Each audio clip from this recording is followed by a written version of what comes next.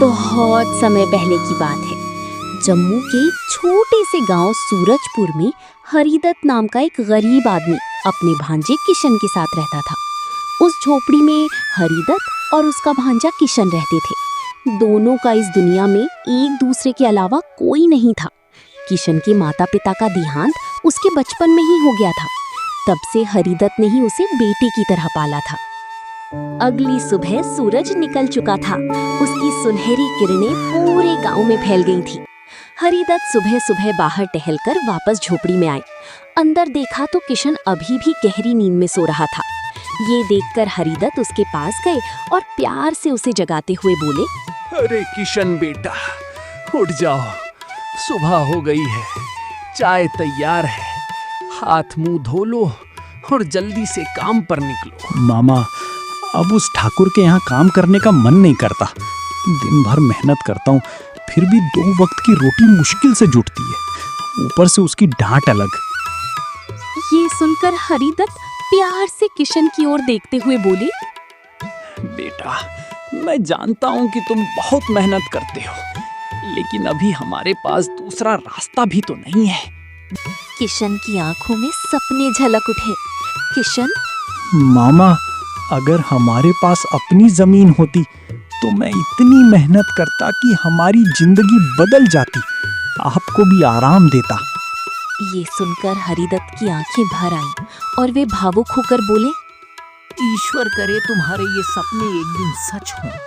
किशन कुछ पल चुप रहा, फिर धीरे से बोला। किशन बोला, मामा, हमारी जमीन आखिर गई कहाँ? हरिदत्त ने गहरी सांस ली। पुराने घाव फिर से हरे हो गए। हरिदत्त बोला, तुम्हारी मामी के इलाज के लिए मैंने जमीन और घर दोनों गिरवी रख दिए थे। इलाज भी ना हो सका, जमीन भी चली गई और तुम्हारी मामी भी मुझे छोड़कर चली गई। किशन कुछ पल चुप रहा, फिर धीरे से बोला। किशन बोला। ये सुनकर किशन की आंखें नम हो गईं। मामा, एक दिन मैं सब कुछ वापस लेकर आऊंगा, आपको फिर से अपना घर दिलाऊंगा।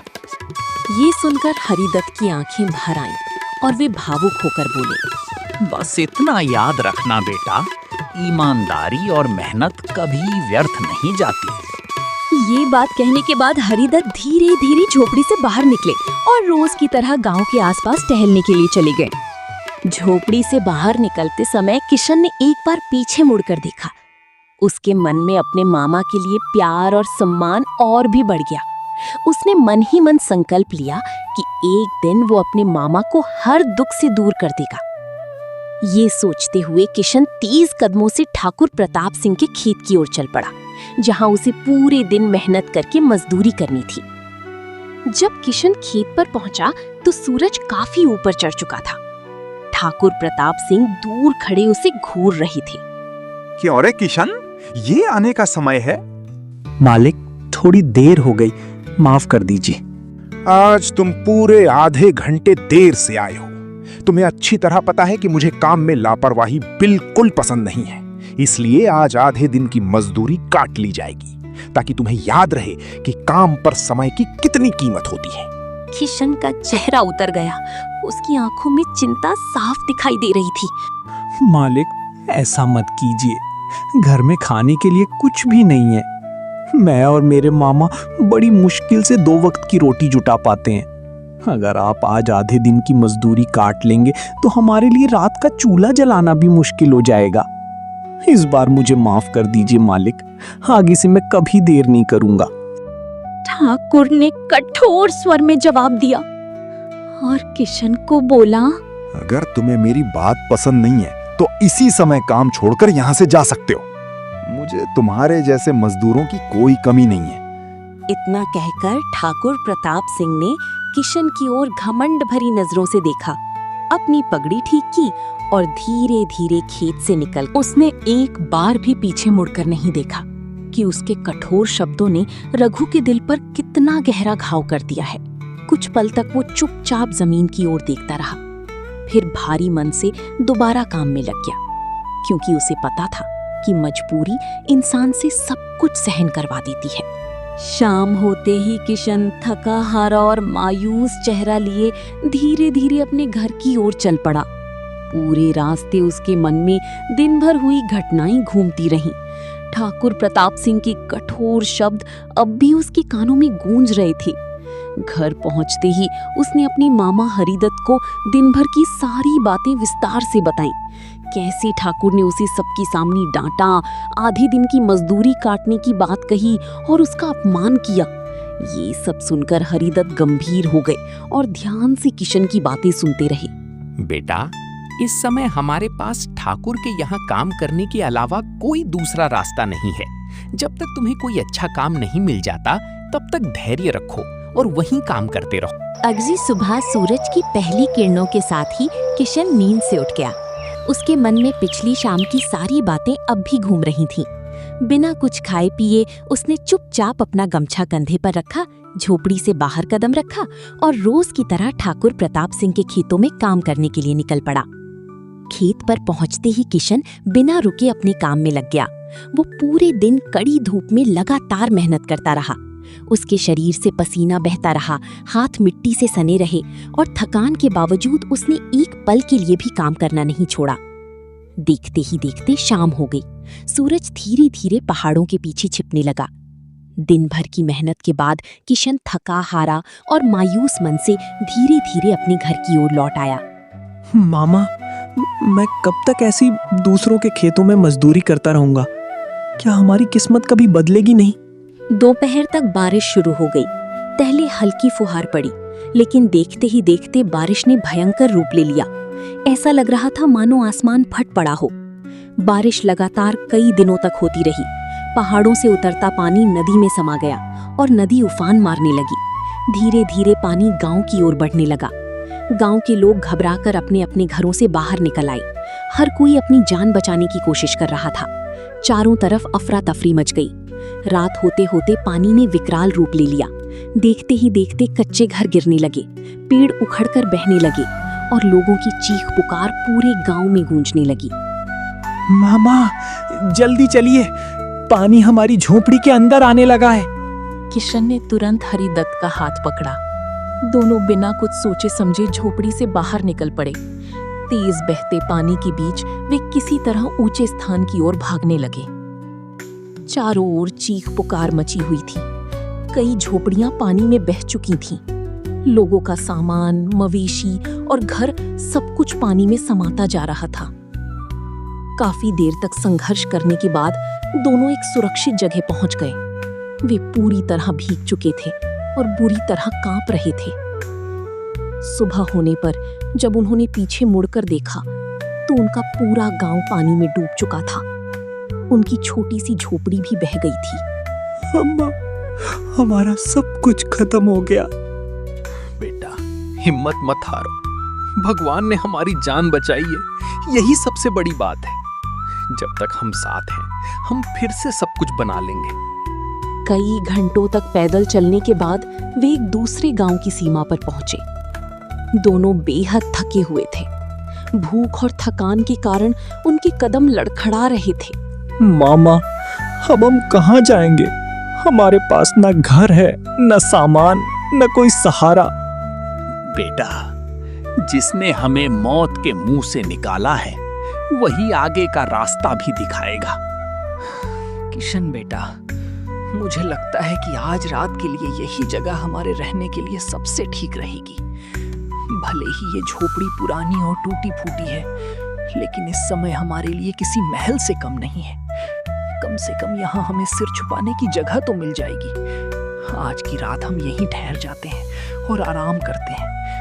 सुबह होते ही आगे की सोचेंगे कि क्या करना है और अपनी जिंदगी की नई शुरुआत कैसे करनी है। ये सुनकर हरिदत्त और किशन दोनों उस पुरानी झोपड़ी के अंदर चले गए। दिन भर की थकान और लंबी यात्रा के बाद दोनों एक कोने में बैठ गए और उसी झोपड़ी में रात बिताने के लिए रुक गए। उस समय उनके लिए सिर छुपाने की ये छोटी सी जगह भी किसी बड़े सहारे से कम नहीं थी।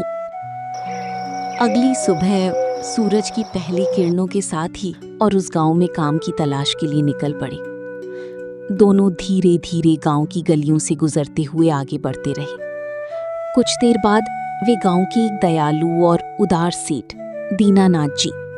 दीनानाथ जी अपनी भलाई और जरूरतमंदों की मदद के लिए पूरे गांव में जाने जाते थे।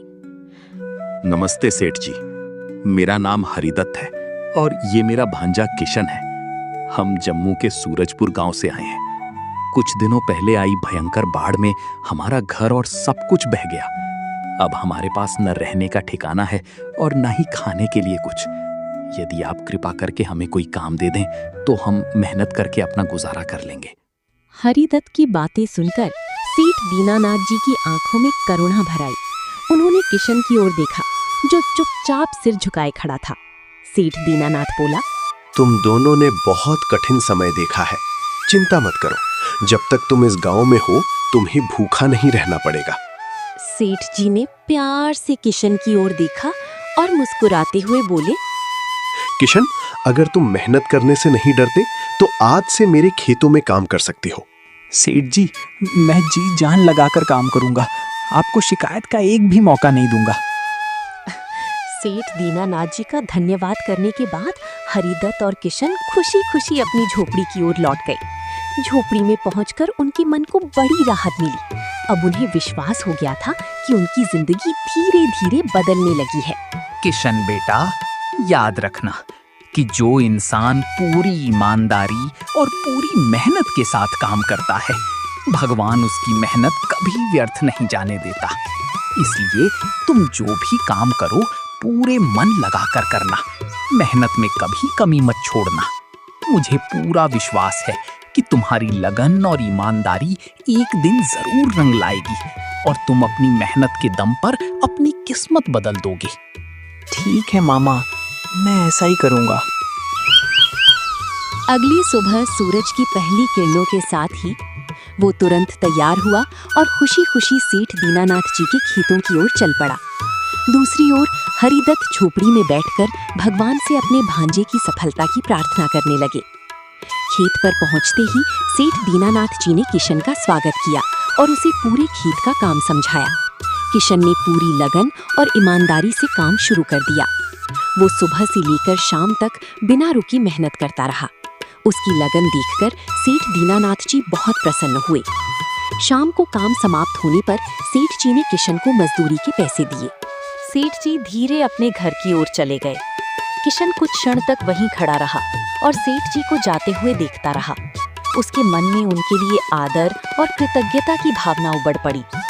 किशन मन ही मन सोचने लगा, सेठ जी कितने अच्छे इंसान हैं। इन्होंने न केवल मुझे काम दिया बल्कि सम्मान भी दिया। पहले भरपेट भोजन कराया और अब ईमानदारी से मेरी पूरी मजदूरी भी दे दी। सचमुच ऐसे दयालु और नेकदिल लोग बहुत कम मिलते हैं।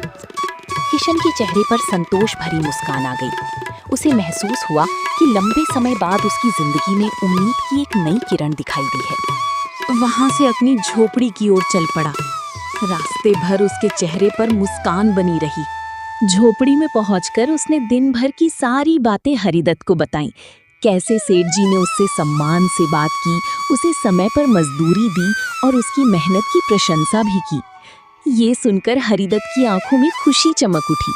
उन्हें लगा कि लंबे समय बाद उनकी जिंदगी में अच्छे दिनों की शुरुआत हुई है। इसके बाद दोनों मामा भांजा बाजार जाने के लिए निकल पड़े ताकि घर के लिए कुछ जरूरी सामान खरीदा जा सके। बाजार पहुंचते ही किशन की नजर गर्मा गर्म जलेबियों पर पड़ी। मम्मा, बहुत दिनों से जलेबी खाने का मन कर रहा है। क्या आज थोड़ी जलेबी ले लें? क्यों नहीं बेटा, आज तुम्हारी पहली कमाई है। आज तुम्हारा मन जो चाहे वो ले सकते हो। दोनों ने थोड़ी जलेबी खरीदी और फिर दाल, चावल तथा अन्य जरूरी सामान लेने लगे। तभी किशन ने देखा कि जलेबी, दाल और चावल सबकी कीमत एक ही सिक्का थी। किशन को ये बात बहुत अजीब लगी। उसने सोचा कि शायद दुकानदार ने गलती से ऐसा कहा होगा। लेकिन जब उन्होंने दूसरी दुकानों पर जाकर पूछा तो वहां भी हर वस्तु की कीमत एक ही सिक्का बताई गई। ये सुनकर हरिदत्त और किशन दोनों हैरान रह गए।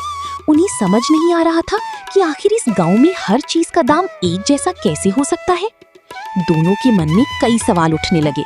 उन्हें बिल्कुल भी अंदाजा नहीं था कि इस अजीब नियम के पीछे एक बहुत बड़ा रहस्य छिपा हुआ है। मामा, ये तो बड़ी अजीब बात है। जलेबी का भी एक सिक्का और दाल चावल का भी एक एक सिक्का। अगले दिन सुबह होते ही किशन के मन में फिर से वही जिज्ञासा जाग उठी। उसे विश्वास ही नहीं हो रहा था कि इस गांव में सोने जैसी कीमती चीज भी मात्र एक सिक्के में मिल सकती है। सच्चाई जानने के लिए वो दोबारा बाजार गया और सीधे सुनार की दुकान पर पहुंच गया। वहां पहुंचकर उसने विनम्रता से सुनार से सोने के गहनों के बारे में पूछना शुरू किया।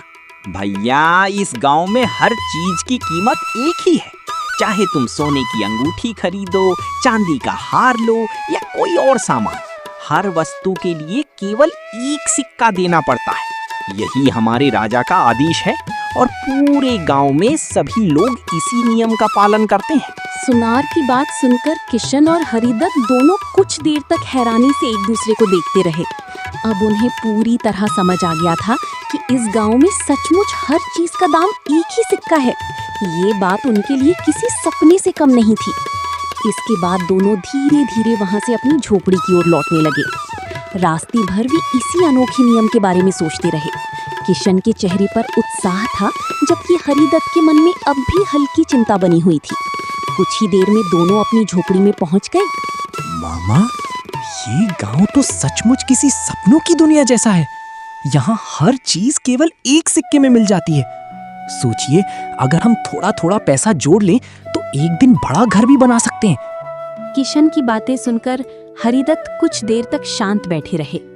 उनके चेहरे पर खुशी से ज्यादा चिंता दिखाई दे रही थी।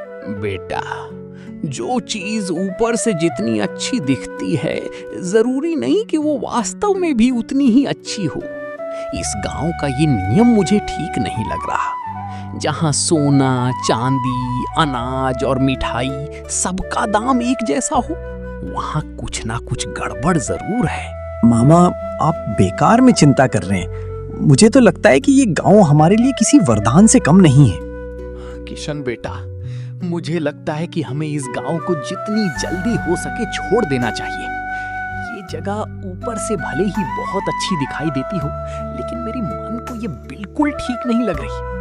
यहाँ का ये अजीब नियम आगे चलकर हमारे लिए बड़ी मुसीबत बन सकता है। मैंने फैसला कर लिया है, यहाँ से निकल जाऊंगा। अगर तुम मेरी बात मानो तो मेरे साथ चलो। मामा, मैं यहाँ से कहीं नहीं जाऊंगा। इतने दिनों बाद हमें ऐसी जगह मिली है जहाँ कम मेहनत में भी आराम से गुजारा हो सकता है। यहाँ हर चीज सस्ते में मिल जाती है और अब हमारी जिंदगी धीरे धीरे बेहतर होने लगी है। किशन की बातें सुनकर हरिदत्त समझ गए कि अब वो अपनी जिद नहीं छोड़ेगा। उन्होंने गहरी सांस ली, किशन को प्यार भरी नजरों से देखा और चुपचाप वहां से निकल पड़े। हरिदत्त अकेले ही अपने पुराने गांव जम्मू के सूरजपुर की ओर चल दिए। जाते जाते उन्हें बस यही चिंता थी कि कहीं किशन किसी बड़ी मुसीबत में न फंस जाए। हरिदत्त के जाने के बाद किशन कुछ देर तक चुपचाप खड़ा रहा। उसे अपने मामा के जाने का दुख तो था, लेकिन उसके मन में ये विश्वास भी था कि उसने सही फैसला लिया है।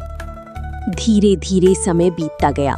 किशन रोज सुबह सेठ दीनानाथ जी के खेतों में मेहनत से काम करता। अब उसकी जिंदगी पहले से कहीं बेहतर हो गई थी। कुछ ही महीनों में किशन ने काफी पैसे जमा कर लिए। उसने अपने लिए एक बड़ा और सुंदर घर बनवा लिया। घर में जरूरत का हर सामान था। सचमुच मैंने यहाँ रुककर बिल्कुल सही फैसला लिया। अगर उस दिन मैं मामा के साथ इस गांव को छोड़कर चला जाता तो शायद आज भी गरीबी और परेशानियों में अपना जीवन बिता रहा होता। न मेरे पास ये सुंदर घर होता। एक दिन इस अनोखे गांव में एक ऐसी घटना घटी जिसने पूरे राज्य में हलचल मचा दी। सुबह सुबह राजमहल के सिपाहियों ने एक चोर को पकड़ लिया। उस पर आरोप था कि वो बाजार में एक व्यापारी की थैली चुराकर भागने की कोशिश कर रहा था। सिपाही उसे बांधकर राजा के दरबार में ले आए। दरबार में मंत्री, सैनिक और कई दरबारी उपस्थित थे। महाराज, ये व्यक्ति बाजार में चोरी करते हुए पकड़ा गया है। कृपया इसे इसके अपराध की उचित सजा दी जाए। राजा ने कुछ क्षण तक चोर को देखा, फिर उस व्यापारी की ओर देखा जिसकी थैली चुराई जा रही थी। इस व्यक्ति को छोड़ दो। दरबार में खुसर पुसर शुरू हो गई। सभी हैरान रह गए। ये सुनकर व्यापारी घबरा गया। महाराज, मैंने क्या अपराध किया है? तुमने अपनी थैली संभाल कर क्यों नहीं रखी? यदि तुम सावधान रहते तो ये चोरी होती ही नहीं, इसलिए दोषी तुम हो। उसी समय ये खबर पूरे गांव में फैल गई। लोग आपस में चर्चा करने लगे कि राजा का न्याय कितना विचित्र है। जब ये बात किशन तक पहुंची तो उसे पहली बार हरिदत्त की बातें याद आने लगी। उसके मन में एक अजीब सा डर पैदा हो गया। अगले दिन सुबह राजा अपने मंत्री के साथ कारागार में पहुंचा। व्यापारी को उनके सामने लाया गया। राजा ने उससे कई प्रश्न पूछे, लेकिन वो किसी भी प्रश्न का सही उत्तर नहीं दे पाया। ये देखकर राजा ने मंत्री की ओर देखा और गंभीर स्वर में कहा, जाओ, पूरे गांव में घोषणा करवा दो कि जो व्यक्ति मेरे इन प्रश्नों का सही उत्तर दे सके उसे तुरंत मेरे दरबार में प्रस्तुत किया जाए। मैं उसी के आधार पर आगे का निर्णय करूंगा। उसी समय किशन घर के लिए कुछ सामान खरीदने बाजार आया हुआ था। तभी मंत्री के सिपाही पूरे बाजार में घूम घूम कर लोगों से राजा के प्रश्न का उत्तर पूछने लगे। एक एक करके कई लोगों से पूछा गया, लेकिन कोई भी सही उत्तर नहीं दे पाया। ये सब देखकर किशन भी दुकान का पास खड़ा था और आत्मविश्वास से बोला, जी महाराज, मुझे आपके प्रश्न का उत्तर अच्छी तरह पता है। इसके बाद मंत्री किशन को अपने साथ राजमहल ले गया ताकि वो राजा के सामने जाकर अपने उत्तर दे सके। क्या तुम्हें सचमुच मेरे प्रश्न का उत्तर पता है? जी महाराज, मुझे आपके प्रश्न का उत्तर अच्छी तरह पता है। यदि आप अनुमति दें तो मैं अभी आपके प्रश्न का सही उत्तर दे सकता हूँ। तुम्हारी इतनी हिम्मत कि तुम मेरे प्रश्न का उत्तर देने का दावा कर रहे हो? मंत्री जी, इस युवक को उस व्यापारी की जगह कारागार में बंद कर दिया जाए। कल सुबह मैं स्वयं इससे प्रश्न पूछूंगा। यदि ये मेरे प्रश्नों का सही उत्तर दे पाया या ना दे सका तो इसे उसके घमंड की उचित सजा दी जाएगी। राजा का आदेश सुनते ही किशन स्तब्ध रह गया। उसे विश्वास ही नहीं हो रहा था कि केवल एक उत्तर देने की बात कहने पर उसे जेल भेजा जा रहा है। उसके चेहरे का रंग उड़ गया और वो घबराकर कांपने लगा। क्षण उसे अपने मामा हरिदत्त की कही हुई बातें याद आने लगी। अगले दिन राजा फिर से कारागार में आया और किशन से बोला, क्यों किशन, क्या अब तुम मेरे प्रश्न का उत्तर देने के लिए तैयार हो? महाराज, उत्तर देने से पहले मेरी एक विनती है। मैं अपने मामा हरिदत्त से एक बार मिलना चाहता हूँ। कृपया उन्हें यहाँ बुलवा दीजिए। राजा का आदेश मिलते ही सिपाही तुरंत किशन के मामा हरिदत्त को बुलाने के लिए उनके गांव की ओर निकल पड़ा। कई घंटों की यात्रा के बाद वे गांव पहुंचा और हरिदत्त को सारी बात बताई। ये सुनकर हरिदत्त तुरंत सिपाही के साथ चलने के लिए तैयार हो गए। इसके बाद सिपाही हरिदत्त को अपनी साथ लेकर वापस राजमहल आ गया। इसके बाद सिपाही हरिदत्त जी को किशन के पास लेकर आया और फिर खुद वहां से चला गया। मामा, आपने सही कहा था। मुझे आपकी बात मान लेनी चाहिए थी। बेटा, घबराओ मत। जैसा मैं कहूँ वैसा ही करना, तभी तुम इस मुसीबत से बाहर निकल पाओगे। किशन, तुम अपनी सजा पाने के लिए तैयार हो अब? महाराज, उत्तर देने से पहले मेरी एक विनती है। कृपया आप ही एक बार इस प्रश्न का उत्तर बताइए ताकि मुझे भी समझ आ जाए कि आप क्या जानना चाहते हैं। राजा अपने घमंड में मुस्कुराया और तुरंत अपने प्रश्न का उत्तर स्वयं बता दिया। महाराज, आपने स्वयं इस प्रश्न का उत्तर दे दिया है।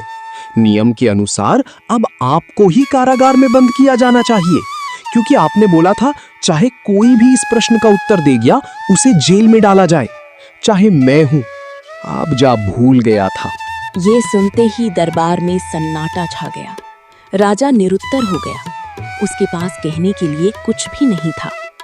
राज्य के सभी मंत्री और दरबारियों ने विचार विमर्श किया और उस बुद्धिमान मंत्री को नया राजा बना दिया। नए राजा ने सबसे पहले किशन को सम्मान पूर्वक मुक्त किया। इसके बाद किशन और उसके मामा हरिदत्त दोनों फिर से एक साथ उसी नए घर में रहने लगे। अब दोनों के बीच पहले से भी ज्यादा प्रेम और सम्मान था। किशन अपने मामा की हर बात ध्यान से सुनता था, क्योंकि उसे समझ आ गया था कि अनुभव और बुद्धिमानी की कीमत सबसे बड़ी होती है। सीख: बड़ों की सलाह कभी अनदेखी नहीं करनी चाहिए। लालच इंसान को मुसीबत में डाल सकता है, जबकि बुद्धिमानी और धैर्य हर कठिनाई से बाहर निकाल सकते हैं।